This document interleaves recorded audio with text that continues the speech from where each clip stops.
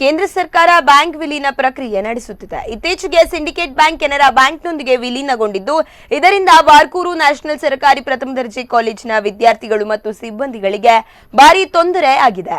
ಇದೇ ಕಾಲೇಜಿನ ಬಳಿ ಇದ್ದ ಸಿಂಡಿಕೇಟ್ ಬ್ಯಾಂಕ್ ಕೆನರಾ ಬ್ಯಾಂಕ್ನೊಂದಿಗೆ ವಿಲೀನಗೊಂಡಿದ್ದು, ಈ ಬ್ಯಾಂಕ್ ಶಾಖೆ ಬಹಳಷ್ಟು ದೂರದಲ್ಲಿದೆ. ಈ ಕಾಲೇಜಿನಲ್ಲಿ ಶಿಕ್ಷಣ ಪಡೆಯುವ 1000 ವಿದ್ಯಾರ್ಥಿಗಳ ನೋಂದಣಿ ಶುಲ್ಕ, ಪರೀಕ್ಷಾ ಶುಲ್ಕ, ಸ್ಕಾಲರ್ಶಿಪ್ ಹಾಗೂ ಸಿಬ್ಬಂದಿಗಳ ಸಂಬಳ ಕೂಡ ಇದೇ ಬ್ಯಾಂಕ್ನಲ್ಲೇ ಆಗುತ್ತಿತ್ತು. ಈ ಭಾಗದ ಅನೇಕ ಜನ ವೃದ್ಧರು, ಅಂಗವಿಕಲರು ಇಲ್ಲಿ ಪಿಂಚಣಿ ಹಣ ಪಡೆಯುತ್ತಿದ್ದರು.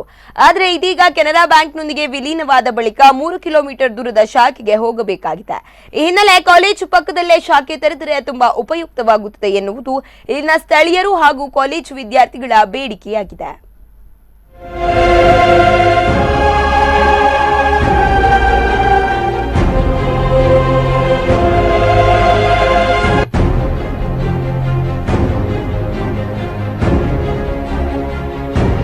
ನಮಸ್ಕಾರ. ನಾವು ಪ್ರಥಮ ದರ್ಜೆ ರುಕ್ಮಿಣಿ ಶೆಟ್ಟಿ ಕಾಲೇಜಲ್ಲಿ ಓದ್ತಾ ಇದ್ದೀವಿ. ನಾವು ಫೈನಲ್ ಇಯರ್ ಸ್ಟೂಡೆಂಟು. ನಮ್ಮ ಕಾಲೇಜ್ ಪಕ್ಕದಲ್ಲಿ ಒಂದು ಬ್ಯಾಂಕ್ ಇದ್ದಿತ್ತು, ಅದನ್ನ ಕೆಳಗಡೆ ಶಿಫ್ಟ್ ಮಾಡಿದ್ದಾರೆ. ಅಲ್ಲಿಗೆ ನಾವು ಫೀಸ್ ಕಟ್ಟಿ ಹೋಗ್ಲಿಕ್ಕೆ 2-3 ಕಿಲೋಮೀಟರ್ ಹೋಗ್ಬೇಕಾಗುತ್ತೆ. ನಮಗೂ ಮತ್ತೆ ಗರ್ಲ್ಸ್ಗೆ ತುಂಬಾ ಪ್ರಾಬ್ಲಮ್ ಆಗುತ್ತೆ. ಅದರಿಂದ ಕ್ಲಾಸ್ ಎಲ್ಲ ಮಿಸ್ ಮಾಡ್ಕೋಬೇಕಾಗುತ್ತೆ. ತುಂಬಾ ತೊಂದರೆ ಅನುಭವಿಸ್ತಿದೀವಿ. ಅಲ್ಲಿ ತುಂಬಾ ಲೈನ್ ನಿಂತ್ಕೊಂಡು ತುಂಬಾ ಜನ ಇದ್ದಾರೆ. ಅವಾಗ ಲೈನ್ ನಿಂತ್ಕೊಂಡು ಕಷ್ಟ ಆಗ್ತದೆ. ನಮ್ದು ಶ್ರೀಮತಿ ರುಕ್ಮಿಣಿ ಶೆಟ್ಟಿ ಸ್ಮಾರಕ ನ್ಯಾಷನಲ್ ಸರ್ಕಾರಿ ಪ್ರಥಮ ದರ್ಜೆ ಕಾಲೇಜ್ ಬಾರ್ಕೂರು. ಇಲ್ಲಿಯ ವಿದ್ಯಾರ್ಥಿಗಳಿಗೆ ಹಾಗೂ ಪಕ್ಕದಲ್ಲಿರುವ ನ್ಯಾಷನಲ್ ಪದವಿ ಪೂರ್ವ ಕಾಲೇಜಿನ ವಿದ್ಯಾರ್ಥಿಗಳಿಗೆ ಬ್ಯಾಂಕ್ ವ್ಯವಸ್ಥೆ, ಸಿಂಡಿಕೇಟ್ ಬ್ಯಾಂಕು ಇದ್ದಿತ್ತಿಲ್ಲಿ.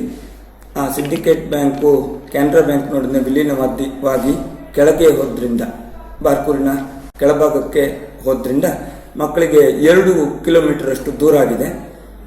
ಹೀಗಾಗಿ ಡಿಗ್ರಿ ಕಾಲೇಜಿನ ಮಕ್ಕಳಿಗೆ ವ್ಯಾಸಂಗ ಶುಲ್ಕವಾಗಲಿ, ನೋಂದಣಿ ಶುಲ್ಕವಾಗಲಿ, ಪರೀಕ್ಷಾ ಶುಲ್ಕವಾಗಲಿ ಕಟ್ಟಲಿಕ್ಕೆ ಬ್ಯಾಂಕ್ ತುಂಬಾ ದೂರವಾಗಿದೆ. ಆಮೇಲೆ ನಮ್ಮ ಕಾಲೇಜಿನಲ್ಲಿ ಒಂದು 100 ಜನ ಸ್ಟಾಫ್ ಇದ್ದೇವೆ.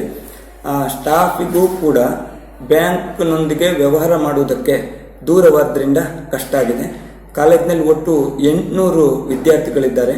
ಈ ವಿದ್ಯಾರ್ಥಿಗಳು ಕೂಡ ತಮಗೆ ಕಷ್ಟವಾಗ್ತದೆ ಎಂಬುದನ್ನು ಹೇಳ್ಕೊಳ್ತಾ ಇದ್ದಾರೆ.